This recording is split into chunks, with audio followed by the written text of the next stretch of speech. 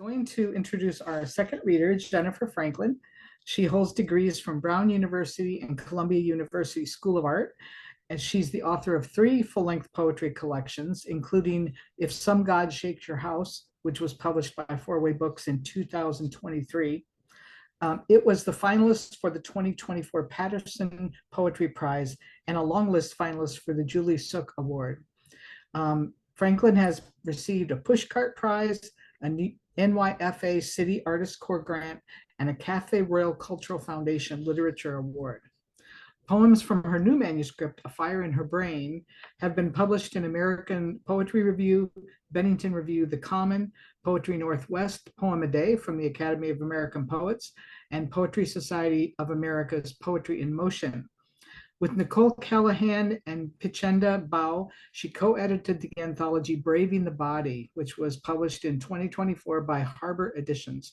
She teaches craft workshops in Manhattanville's MFA program and 24 Pearl Street of the Provincetown Fine Arts Work Center. For the past 10 years, she has taught manuscript revision at the Hudson Valley Writers Center, where she serves as program director. And Jennifer has hosted many a poetry reading as well. So thank you for being here. We welcome you. Thank you so much, Judy, and thank you, Jim, for that wonderful reading. It's nice to hear some poems with humor in them. I apologize in advance that my poems are not very full of humor, but along the lines of the last poem that Jim just read, I'm going to read a sonnet that I published in Consequence Forum last year, and just in light of all the war that's going on, I'll read this one. It's called At the End of the World. Clocks will still mark time. Only speeches by the president under siege will sound true. Bombed cities that refuse to fall will be decimated. Spring will stall as if waiting for war to end before it can arrive. Monuments will stand protected by sandbags as children cry. Soldiers will kill volunteers bringing food to abandoned dogs and take hostages in apartment buildings. Journalists will be shot in the neck. Violins will play in small boxes as women fill vases of flowers at their broken windows. No one will speak about what happens to women after they are captured. Nobody will escape from the fate they know will find them. At the end of the world, mirrors will be obsolete. I'm going to read some poems from my latest collection, which Judy mentioned, If Some God Shakes Your House. And thank you to my students who are here today and my friends. They know a lot of these poems. So for the new people, you'll hear them for the first time. And thank you for my friends and students who are hearing them again. This book is about a contemporary Antigone who, instead of giving up everything to risk her life to bury her brother, she is giving up everything for her severely disabled adult daughter, who she refuses to abandon, even though most people around her are telling her to forget about her. As Antigone, I'm not greedy. I will go when I'm led from the city to the tomb. I don't want glory. They have never understood me. It's not a death wish that made me tend to you, my love, even though I knew nothing could save you. I couldn't let go. Our legs side by side as we slept, the flowers you lined up in the soil after I picked them, how you wouldn't accept they were dead, that planting them again would not let them bloom.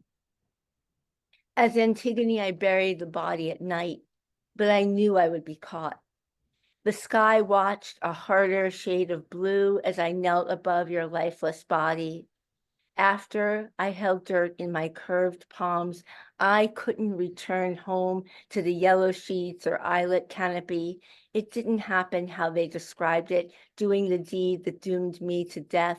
It wasn't fast, over before I could stop myself.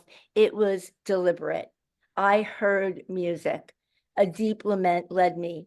I felt water, but my mouth remained dry. It held the words anger and apple. You thought I was going to say soil and love. The wall of the city is high. Climbing, I scrape my knees. When I see blood, I believe I'm still alive. I know I will die. And this book has poems that are persona poems from the contemporary Antigone. They have memento mori sonnets. And the third form, prose poems that are written during the lead up to and during the Trump administration. And they're anticipating the overturn of Roe versus Wade. And Jennifer Martelli, who is in the audience tonight, has a new book called Dear Justice about these same problems. So check that out. That's new, out now. February, our long coats are all that separate us from the cold. Halfway around the world, the sky opens to put out wildfires over the carcasses of burned marsupials. We wait for the subway, for the train. My daughter waits for her short yellow bus that arrives each morning with one sobbing boy. Politicians preen and posture. The air is damp with acquittal. We bend our heads, but not in prayer. Our palms hold small backlit tablets that promise information or escape. Miles north, a student paints a swastika in my old dorm. Another student covers it with a star. Only the dog is calm, sleeping in a circle in her clean fleece bed. Orwell wrote, there was truth and there was untruth, and if you clung to the truth even against the whole world, you were not mad. I try to put my daughter to sleep on time in her new room. As I read the familiar incantations, flowers climb up the lamp to the ceiling. All the animals have escaped the zoo. I want the story to end there, all of them, tucked into the corners of the zookeeper's room, breathing their heavy eucalyptus breath across the night, their fur shining in the moonlight through the blinds. May. It happens slowly while we are in the kitchen preparing cannellini beans and kale. The smoke alarm is about to go off. The dog is pacing. My daughter is crying. She cannot tell us what hurts. She has no words to describe her suffering. Maybe none of us do. I was born 28 days before Roe versus Wade. On paper, I always had the right to choose. Pregnant at 26 in the hospital with hyperemesis, an IV drip protruded from my right arm. As doctors tried to stop my vomiting and weight loss, my mother and my husband talked me out of the abortion. Fear was their shared weapon. He threatened me. She predicted he would stop loving me. I had the baby. He stopped loving me anyway. The news is an active volcano. We listen, but we go about our lives. We sign petitions, make phone calls, march, send online donations. We eat the kale and beans, curl or straighten our hair, bring the dog for long walks in the park. We know where this is headed. We hold each other's hands, make promises. We still believe we are good, but I cannot sleep without pills. The new season of The Handmaid's Tale is about to start, so reporters ask Margaret Atwood about abortion legislation, and she says, once you take your first breath, it's out the window with you. As a child, I read on the swing set with my dog as my mother made dinner. She never liked cooking, but I didn't know that then. The sun set over the bike path, and I thought if I could just find a way out of the suburbs to the city, I would be happy. The dog's head on my lap and my book were my comfort. I live in the city now. I have my books and another dog's head in my lap. My daughter is crying. The doctors cannot help her. Her father is a surgeon. He refuses to pay for her once she turns 21, though she will never be able to wash herself or live alone. Her father hasn't seen her in 9 years. She will be a lifelong toddler. I love her, so he still controls me. And this one is another Antigone poem. I am tired of everyone telling me what to do. For as long as I can remember, my mother told me how I should feel, what to eat, who to date, what clothes looked good and bad on my shape, which colors I could pile in front of stunned cashiers. During the first hurricane, she said I would die if I didn't listen to her orders. I grew up confusing opinion with oracle. She reminded me all men are dangerous each time I left the house alone.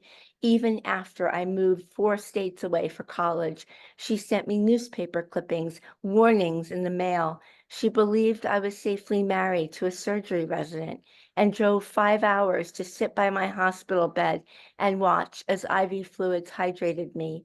That winter, I wanted to end my pregnancy after losing 33 pounds in 7 weeks.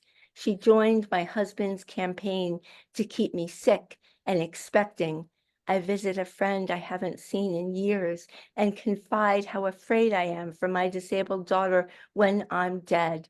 Her husband tells me my daughter is happy and oblivious and, quote, she wouldn't know if she were being raped, as if she has less sentience than a dog chained to a pole in an overgrown yard.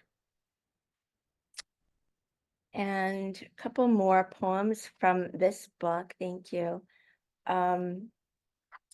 This is another one of the prose poems. September. After the hurricane came the hurricane.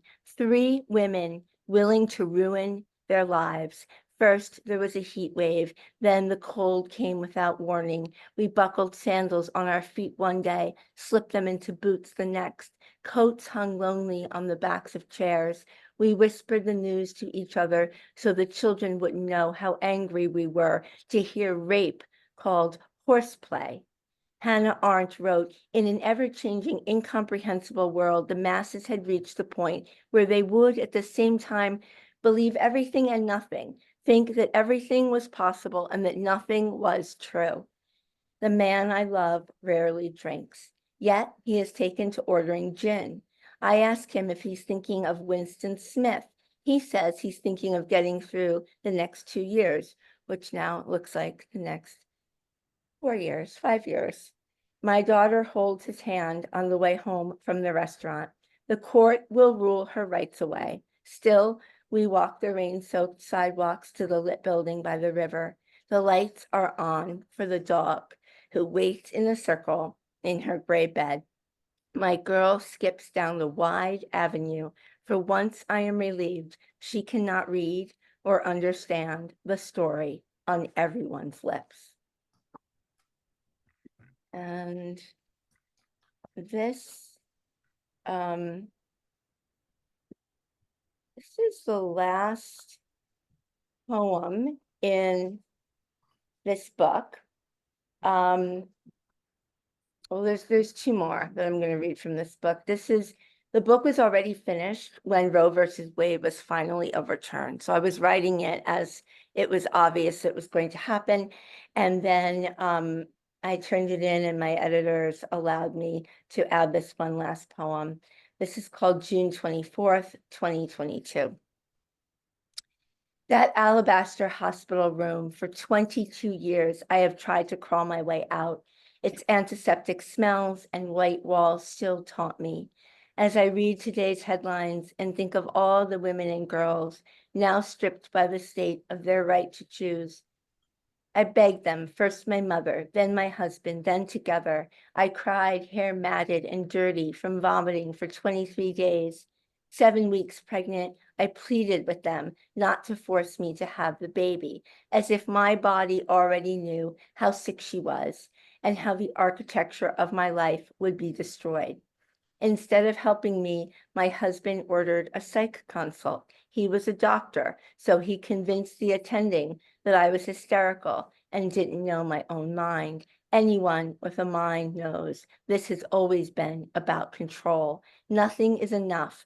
I offer to help women travel here and bring them to clinics, write postcards to swing states, my body a sanctuary and a shrine. Because I love my daughter more than myself, there are some decisions I can never come back from. Dickinson wrote, to attempt to speak of what has been would be impossible. Abyss has no biographer. My daughter crumbles like a rag doll when she seizes, her heavy body limp in my arms. I watch us from above, our forced and permanent pieta. Can you see the truth? The child isn't the one who is dead. This is the last poem in the book. It's called As Antigone. As Antigone, I still want to believe I can find some way to fix you, that if I go back to the beginning and retrace the disaster with the savant detective's obsession, I could uncover a cure, the smartest expert, some successful drug. Better yet, I want the pediatrician to give you a different diagnosis. I want to go back to the walk home, past restaurants and playgrounds, autumnal light catching all the auburn in your hair. I want to go back to the moment your father left us outside the cafe. Consider handing you to him, all 47 pounds of you in your gingham pants and hot pink cardigan, Dalmatians decorating the little pockets, and walk away without looking back. But I never would have left, and I won't now. One way or another, you will be the end of me, inadvertent brute force, vector of virus, constant caretaking, your heavy body forcing my remission's abrupt end. I know what's waiting, as certain as cloth hung to hold my scarred neck. I will not walk away. The moment the nurse pressed your splotched body into my arms, your needs fixed my fate. Constantly confused, your jagged voice requests Christmas songs all spring. You shove words of grace into my dry throat and I sing. I don't need a bottle of pills, white as sleep, to silence me. Every ersatz saint knows endless sacrifice is suicide. For 20 years, I have been disappearing. Touch me. I am not even here. And that's that book. I'm going to read a poem that is a little happier. Thanks to my two close friends, Anne and John, who are in the audience tonight. Anna is going to go to a residential facility on an organic farm upstate. And we get to see her every weekend because it's only an hour and a half away.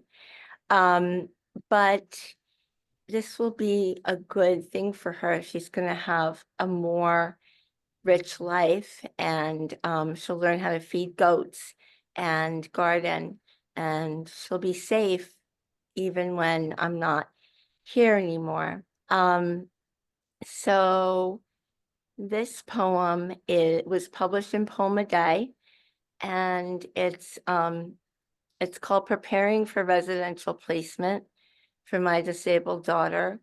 And thanks to Anne and John, I was able to wrap my head around doing this for her and for us. And Anne said to me probably almost 15 years ago, 20 years ago, 18 years ago, she said, what you have to do is try to make your life as close as it would have been if Anna didn't have this diagnosis. And because of their help, I was able to try to start that path. And then with Rich, continued it.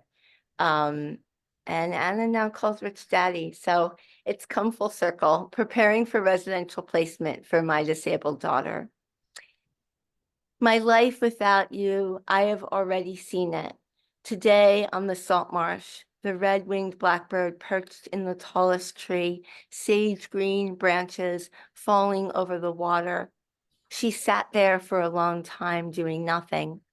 As she lifted up to fly, the slender branch shook from the release of her weight. When the bird departed, it seemed the branch would shake forever in the wind, bobbing up and down.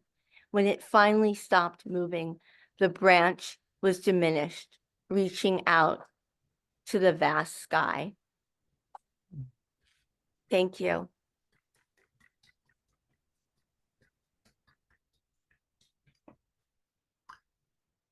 Thank you so much. I really, really appreciate your being here. And that was a fantastic reading. Some of those poems I've heard before, and it was like hearing them for the first time again. And I'm so moved by what you had to say. Thank you.